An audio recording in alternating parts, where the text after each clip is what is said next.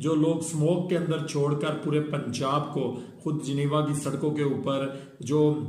उनकी वजीर थी माहौलियात की, उनको साथ लेकर उनको पर्स उठवाया हुआ है और नवाज शरीफ साहब अपनी बेटी के साथ वहां पे एंजॉयमेंट कर रहे थे और लोगों से अपनी खिदमतदारी भी करवा रहे थे। जिस वक्त नवाज शरीफ साहब जिनेवा से वापस अपने आबाई वतन पहुंचे, इंग्लैंड पहुंचे, तो वहां पर उनका पुरजोर 4 करोड़ अवाम ने